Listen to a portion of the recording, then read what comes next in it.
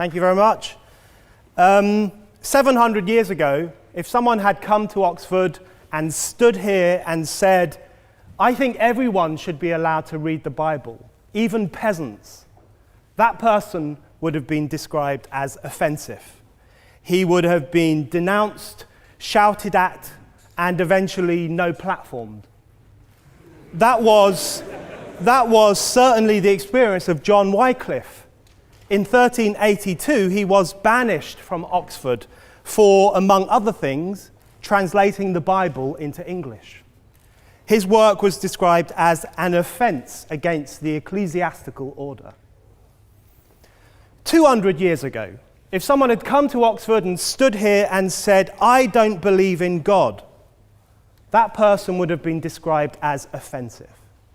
He would have been ridiculed, yelled at. That was certainly the experience of Shelley, who in 1811 was banished from Oxford for writing a pamphlet called The Necessity of Atheism. One historical account describes how Shelley's pamphlet caused maximum offence. It describes how fellows and students at New College swept the pamphlets up and disposed of them, much like today's students sweep up copies of The Sun, which they also describe as causing maximum offence.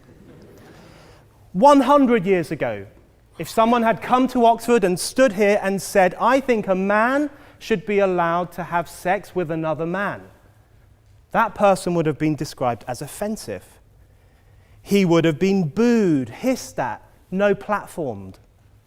That was certainly the experience of The Chameleon, an openly gay Oxford magazine which in 1894 survived for one issue only. Why? Because it was offensive.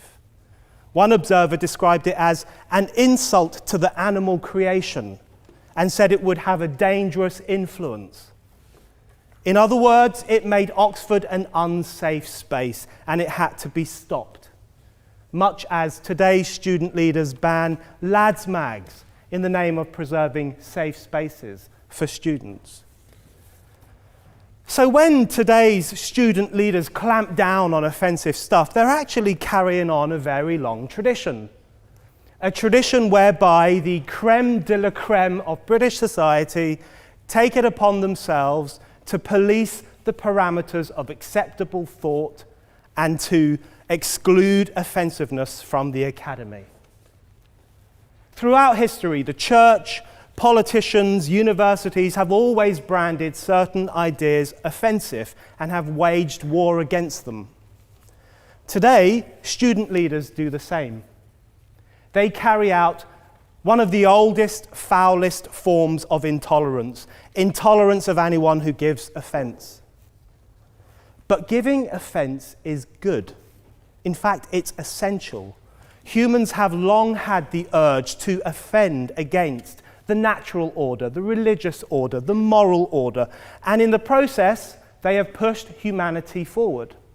In fact, pretty much every leap forward in history, pretty much every freedom we enjoy is a product of individuals having given offense, having offended against the orthodoxies of their age. Offensiveness is not just something we have to begrudgingly accept. Offensiveness is the motor of human progress. Copernicus offended Christians when he said the sun was at the center of the universe. He really hurt them. And in the process, he made the world a better, more understandable place. John Wilkes, the 18th century radical journalist, offended everyone. He packed his newspapers with sex and lies and stories about bishops buggering their maids and so on and so on. And in the process, through his struggles with the authorities, he gave birth to press freedom. The newspaper Gay News caused profound offense to Christians in 1976 when it published a poem about a Roman centurion giving Jesus Christ a blowjob. And in the process, in its struggles with the authorities, it started a debate about the blasphemy laws, which eventually led to their abolition, expanding freedom of speech for all of you, for everyone. Question. No. The right to offend. The right to offend is not some pesky little part of freedom of speech that we have to put up with. It is the heart and soul and lungs of freedom of speech. It is the coursing lifeblood of human progress. It is the instigator of liberty and modernity and science and understanding. What a laughing stock today's student leaders are, that they can so casually dismiss the right to be offensive without realizing that their lovely, enlightened lives are the gift of individuals who gave offense. The gift of scientists, thinkers, agitators who bravely showed their asses to the dominant ideas of their era. Their offensiveness made you free. I know what some student leaders will say. Oh, but our no platforming is about protecting individuals. We only want to protect women from misogyny and black students from racism. So our intolerance is progressive. Please, how progressive is it to say that female students are so fragile that they can't cope with seeing a pair of tits in the sun? No, without falling apart. That doesn't sound progressive. To me, that sounds paternalistic.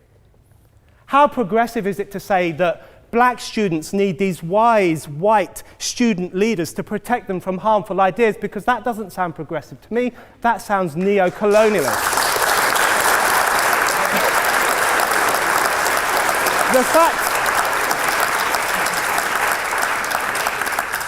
The fact is, today's student leaders aren't protecting individuals, they're protecting an idea, and it is the most mainstream status quo idea of the 21st century, the idea of human vulnerability, the poisonous notion that humans are fragile and therefore our speech and our relations must be monitored and policed.